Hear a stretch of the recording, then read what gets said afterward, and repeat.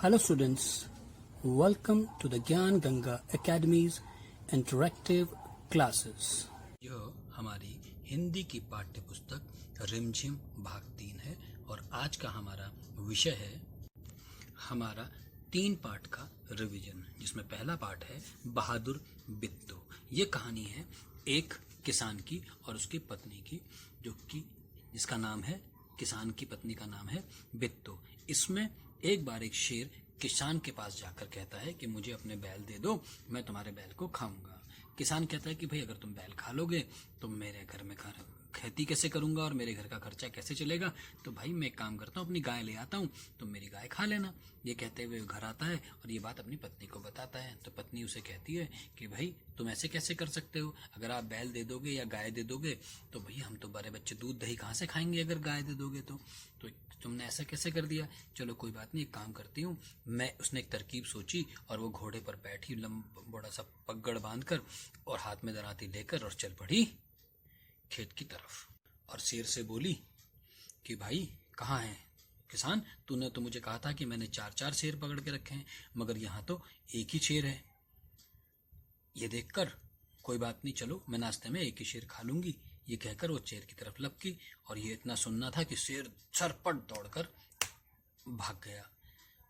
और जो सारी की सारी घटना एक लोमड़ी देख रही थी और शेर घबराया हुआ, परेशान।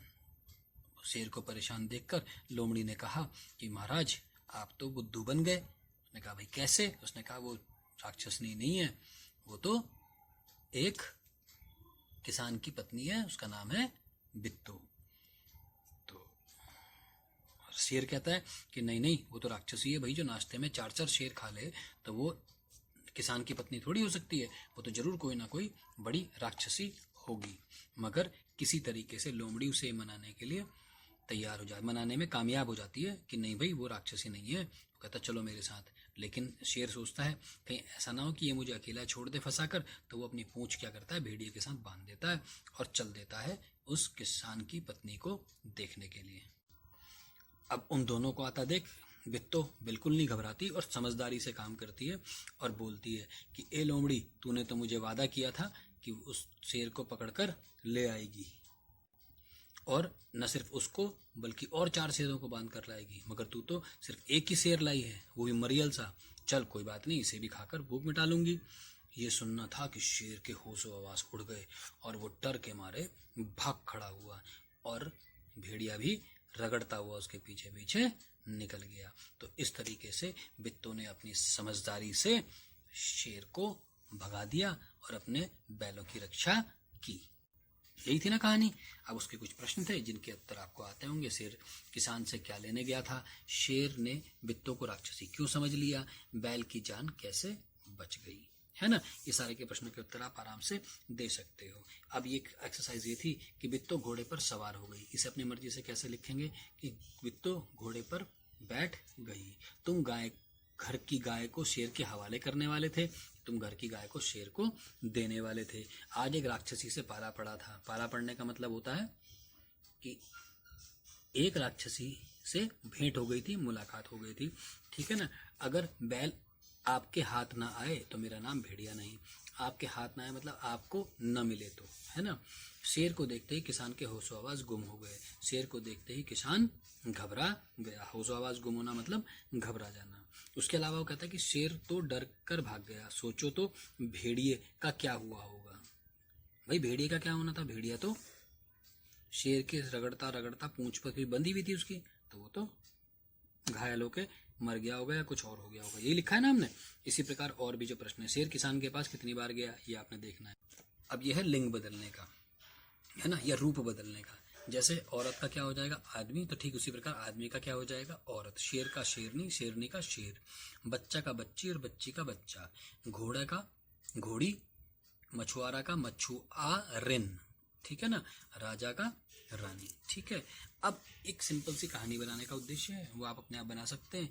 इस प्रश्न को इसलिए दिया गया है ताकि आप भी अपना दिमाग चलाएं और अपने आप कुछ बनाएं। भेड़िए ने शेर को भोले महाराज क्यों कहा? क्या सचमुच शेर भोला था? नहीं जी, बिल्कुल भी नहीं था, लेकिन उसका गुद्दू बना दिया गया था। शेर ने भेड़िए की पूंछ के साथ अपनी पूंछ क्यों बांध ली? क्योंकि उसे डर था कहीं ना कहीं, है ना। ये सब अभ्यास प्रश्न आपने करे हुए हैं। बित्तों की हिम्मत तुम्हें कैसी लगी? अगर तुम बित्तों की जगह होती तो शेर से कैसे निपटती? हम भी कुछ ऐसा ही करते, या हम लोगों को, गाँव वालों को इकट्ठा करके ले जाते। क्या शेर फिर कभी बित्तों के खेत की तरफ गया होगा? हाँ तो क्यों, और नहीं तो क्यों? बिल्कुल भी नहीं गया होगा। अगर जाता तो उसे फिर कहीं ना किसी तरह का डर लग जाता, है ना, कि कहीं बित्तों से फिर से मारने न लग जाए या मार न दे। ठीक है, अब अगला क्या कहता है, कहानी में ऐसे शब्द ढूंढो जिसमें जो और नीचे बिंदी लगी है, इसमें जो। ठीक है ना, क्या फर्क है इसमें, है ना। इसमें कहता है सिंपल, अगर बिंदी नहीं लगी है तो हम पढ़ेंगे जिसको जो से जहाज, जो से जग, जो से जाम, है ना। और अगर इसके नीचे बिंदी लगेगी तो हमारा प्रोनाउंसिएशन हो जाएगा जा, जमीन। ठीक है ना, जागीर। ठीक है, ऐसे ही अगला चलेंगे। ऐसा, अगर ऐसा होता, अगर तुम शेर की जगह होती तो क्या करती? अगर शेर की जगह होती तो क्या करते भाई? हम बित्तों की बात पे नहीं आते, है ना। अगर तुम बित्तों की जगह होती तो शेर से कैसे निपटती? बताया कि भाई हम गांव वालों को इकट्ठा लेके करके जा सकते थे और डंडा डुंडा लेके जाते ताकि उसकी पिटाई कर सकते थे। ऐसे ही कुछ औजारों के नाम यहाँ पर दिए गए हैं। जैसे आपने दराती तो देखी थी, अब कहता है ये कौन कौन से हैं, उनको आप इनमें से देखकर अच्छे से लिखेंगे। हथौड़ा, पेचकस, इसको क्या बोलते हैं, खुरपी, ये क्या है, करनी, और ये आरी। राइट।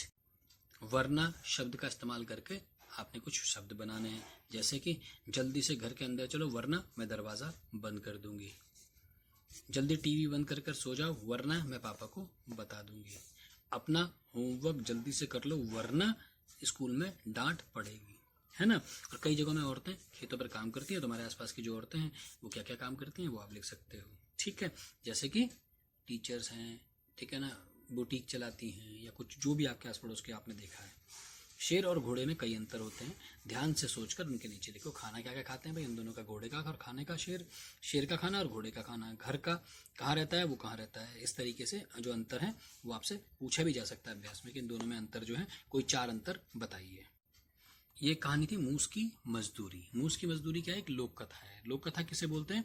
जो पुराने जमाने में जो अलग अलग गाँव में लोग रहते थे ना, तो उनकी अपनी कहानियां, अपनी स्टोरी, अपने ही देवी देवता, अपने ही गाने, अपने ही मनोरंजन के अलग अलग साधन होते थे। तो ये क्या है, धान की खेती के बारे में है कि एक समय जब आदमी के पास धान नहीं होता तो उसे एक तालाब दिखता है, तालाब के बीचों बीच में कुछ उग रहा होता है। उसे ऐसा लगता है कि भाई जैसे कि वो जो पौधे हैं वो उसे बुला रहे हैं, लेकिन वो वहां तक जा तो सकता नहीं था। इतने में एक चूहा होता है, वो चूहे को बोलता है कि जाओ भाई, जब वहां से ना हमारे लिए ले आओ और हम तुम्हारे को भी दे देंगे तुम्हारा मेहनताना। चूहे को भी कोई दिक्कत नहीं हुई, वो गया और फटाफट लेके आ गया। अब जब उसके मेहनताना देने की बारी आई तो उसने मना कर दिया। उसने कहा कि भाई मैं तो छोटा सा जीव हूँ, मैं कैसे इसको मैं ले जा सकता हूँ अपने सर पर। एक काम करो, आप अपने पास ही रख लो, जब भी मुझे समय लगा करेगा मैं तुम्हारे पास ही आकर खा लिया करूंगा। और तब से ही जो चूहा है वो इंसानों के घर में आकर अपना धान खा रहा है, एक तरीके से अपना मेहनताना लेने आता है। आपके घर में भी आता है ना चूहा? गुड। अब ये कविता है, ठीक है ना। कविता क्या है, हमसे सब कहते हैं। इस कविता में एक बच्चा है, वो अपनी कहानी बता रहा है कि भाई किसी को कोई कुछ नहीं कहता, लेकिन हम छोटे बच्चे हैं, सभी का बस हमारे पे ही चलता है।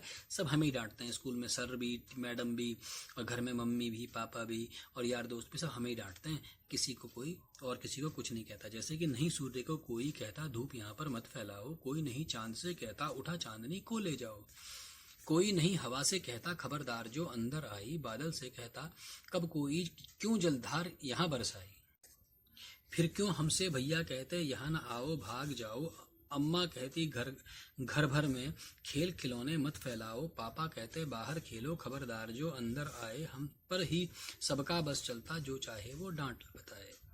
तो इसमें बच्चा कह रहा है कि भाई हमारे को तो सब डांटते हैं, लेकिन ना तो सूरज को कोई कहता है कि तुम अपनी धूप यहाँ क्यों फैला रहे हो, कोई चंद्रमा को नहीं कहता तुम अपनी चांदनी लेके चले जाओ, कोई भी बादल से नहीं कहता कि भाई तुम यहाँ पर क्यों बरस रहे हो। लेकिन हमसे सब कहते हैं, मम्मा कहती है घर के अंदर मत फैलाओ सारे खिलौने विलौने, भैया कहते हैं चलो यहाँ से भाग जाओ, पापा कह रहे हैं कि भाई खबरदार जो अंदर आए बाहर खेलो। जिसको देखो वो हमें ही डांटता जा रहा है, लेकिन और किसी को कोई कुछ नहीं कहता, है ना। निरंकार देव सेवक जी की ये कविता। अब इसके अभ्यास प्रश्न थे, कि भाई तुम्हें किस किस काम को करने के लिए कहाँ पर मना किया जाता है, क्या करने को कहा जाता है। अब अगर स्कूल में की बात कर रहे हैं तो क्या करो, ध्यान से पढ़ने को कहा जाता है, अनुशासन बनाए रखने को, सभी का कहना मानने को, शरारत करने को, टीवी देखने को मना करते हैं घर पे, और कूड़ा करने को मना किया जाता है। अब वो कहते हैं सूरज चांद की रोशनी को भगा देता है, बादल सूरज की रोशनी को भगा देता है, हवा बादल को भगा देती है। बताओ कौन सबसे ज्यादा ताकतवर है। यह हम सभी जानते हैं कि कौन ताकतवर है, सबसे ज्यादा ताकतवर है सूरज, ठीक है ना, क्योंकि सूरज हमेशा ही अपनी शक्ति को बनाए रखता है। कभी कभी इनका प्रभाव पड़ सकता है, परंतु सूरज ही सबसे अधिक शक्तिशाली है। तुम्हारा किस किस पर बस चलता है, तुम्हारे घर में कौन कौन टोकता है, किन किन बातों पर तुम्हें अक्सर टोका जाता है। ये अभ्यास प्रश्न है, इस तरह के प्रश्न भी पूछे जा सकते हैं। जिसके अभ्यास हैं अलग अलग लिखना है आपको, जानवरों के नाम लिखना है इस अक्षर से, खाने के नाम है ना, खेलों के नाम, ठीक इसी प्रकार इनको यहाँ पर भी लिखना है। जानवर या पक्षी, ठीक है ना, खाने पीने के नाम और ये सब। और साथ ही साथ हमसे सब है कहते कविता में जिन चीजों और जगहों के नाम आए हैं उनको लिखो। लोग कौन कौन से हैं, चीजें कौन कौन सी आई हैं और जगह कौन कौन सी आई हैं, ठीक है ना। ये भी इस अभ्यास का देने का क्या उद्देश्य है कि हमें पता चल जाए कि कौन लोगों में आते हैं, कौन कौन सी चीजों को, चीजें किसे बोला जाता है, और जगहों को कहाँ कहाँ, जैसे यहाँ, अंदर, घर, बाहर, ये सारी क्या है, जगह हैं। तो आप अच्छे ढंग से इनको अलग अलग कर सको, इसीलिए इसका उद्देश्य है कि इस तरह के प्रश्न आपको दिए गए हैं। ये कहानी है, नॉर्मल कहानी हम सभी ने सुनी हुई है, और ये मॉडर्न कहानी है आज के ज़माने की, कि जब कौवा अब बुद्धू नहीं है, अब वो समझदार हो गया है, ठीक है, और अब वो लोमड़ी उसका बेवकूफ़ नहीं बना सकती, ठीक है ना। हमने इसको अपने हिसाब से लिखा था कि किस प्रकार जब लोमड़ी कौवे को बोलती है कि गाना सुना दो, तो कौवा रोटी को अपने पैरों में दबाकर गाना सुनाने लगता है, और लोमड़ी मायूस होकर चल देती है, उसके जाते ही कौवा अपनी रोटी खा लेता है ना। ये चैप्टर है टिप टिपुआ। ये कहानी है एक बच्चे की जो अपनी दादी से कहानी सुनना चाहता है, परंतु बाहर बारिश हो रही है, बहुत तेज हो रही है, वो बारिश का जो पानी है वो उसकी छत से टपक रहा है, और दादी परेशान होकर कह रही है कि देखो भाई टिप टिपुआ से परेशान है ये, है ना। तो बच्चा पूछता है कि टिप टिपुआ कौन है भाई। वो कहता है कि भाई टिप टिपुआ कौन है। तो दादी कहती छत से टपकते हुए पानी की तरफ बोली कि हाँ भाई, क्या बोली। उससे पहले बच्चा पूछता है कि भाई टिप टिपुआ ये कौन है, कोई शेर या बड़ा बाघ, कोई बड़ी मुसीबत है क्या। तो उसकी दादी कहती है हाँ भैया, उससे भी बड़ी मुसीबत है। क्यों? क्योंकि भाई बाघ और उससे तो डर नहीं लगता, लेकिन रात भर बारिश अगर टपकती रहेगी तो उनका घर टूट जाएगा, तो इसलिए कहीं ना कहीं मुसीबत का समय तो है। अब यही सारी बातें कहीं एक कोने में जंगल, उसके घर के पीछे, उस बुढ़िया के घर के पीछे झाड़ियों में एक शेर छुपा था, जो कि इसे सुन लेता है और वो घबरा जाता है। वो सोचता है कि भैया ये कौन है टिप टिपुआ, ये तो कोई हमसे भी ज्यादा खतरनाक चीज हो सकती है, जो कि मुझे मार सकती है। तो डर के मारे वो भाग जाता है, कहीं दूर जगह छुप जाता है, ठीक है।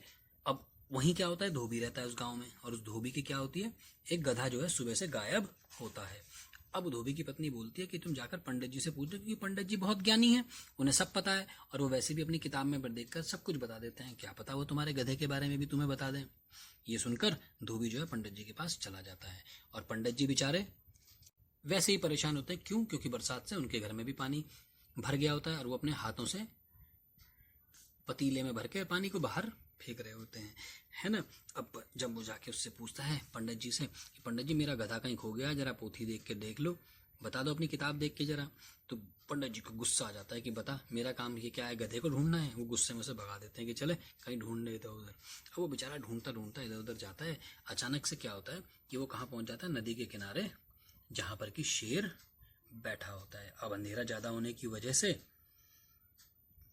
वह नहीं देख पाता कि वो शेर है कि गधा है।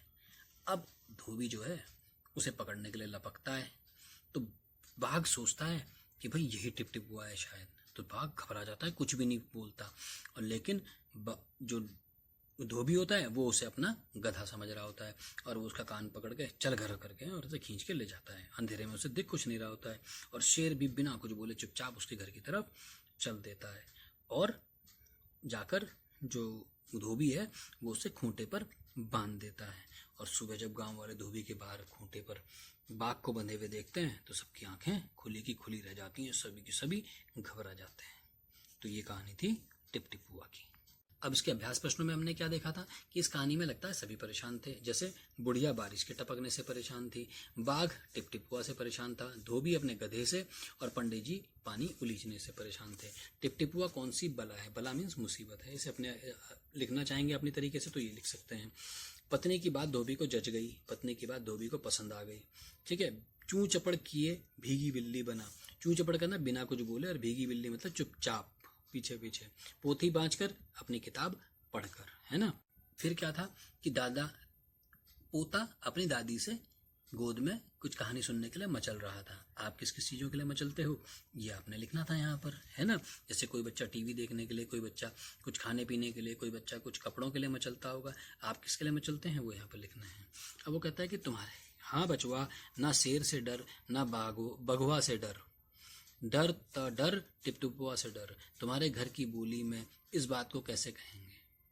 अपने अपने हिसाब से। मेरे घर की बोली तो यह है कि हाँ बच्चे, ना तो शेर से डर लगता है, ना बाघ से डर लगता है, डर तो बस इस बारिश के पानी के टपकने से डर लगता है। कहानी में टिपटिपुआ कौन था? कहानी में बुढ़िया की झोपड़ी से टपकता हुआ बारिश का पानी टिपटिपुआ था। ठीक है ना भाई। ये सबसे अच्छा प्रश्न मुझे लगता है, जिसमें कि क्या है कि अगर कहानी में मूसलाधार बारिश हो रही थी और अगर बारिश मूसलाधार नहीं होती, सिर्फ बूंदाबांदी होती, तो क्या होता? तो सारी की सारी कहानी पलट जाती। ठीक है ना। ना दादी परेशान होती, वो चुपचाप बच्चे को कहानी सुनाती, वो बच्चा सो जाता। ना शेर या बाघ जो भी था वो भी डर के मारे टिपटिपुआ से कहीं नहीं डर के भागता, ना ही वो धोबी की पकड़ में आता। ये सारी चीजें बच जाती। ठीक है ना। अब वो कह रहा है कि नीचे किसकी ये आवाजें आपको कहाँ कहाँ सुनने के मिलती हैं, वो हमें पता ही है। खर खर किसी खर्राटे की, भिन भिन मक्खी के उड़ने की, ठक ठक जब कोई दरवाजा खटखटाए, है ना, चर्र चर्र, ये सारी चीजें हमने करी हैं। धोबी ने बाघ को खूंटे पर बांध दिया। सोचो और बताओ कि खूंटों पर क्या क्या बांधा जा सकता है। क्या क्या बांधते हैं भाई? गाय, भैंस, ऊंट, हाथी भी खूंटे पे बांध दिया जाता है कई बार। एक से ज्यादा, एक के अनेक हिंदी में किस प्रकार से बनाए जाते हैं? बिल्कुल ध्यान रखने वाली बात है। एक तितली, कई तितलियां। जब भी कभी हिंदी में एक से अनेक बनाया जाता है तो जो बड़ी ली होती है, बड़ी ई की मात्रा होती है, उसको छोटी ई में बदल दिया जाता है और पीछे या लगा दिया जाता है। जैसे तितली, तो उसका क्या होगा? तितलियां, तितलियां। ठीक है ना। ऐसे ही बल्ला का बल्ले। अब क्या है? चूड़ी। अब इसका क्या हो जाएगा? चूड़ियां। ठीक है ना। अब ये क्या? एक खिड़की, बड़ी की है, इसको लिख देंगे हम छोटी की, खिड़कियां।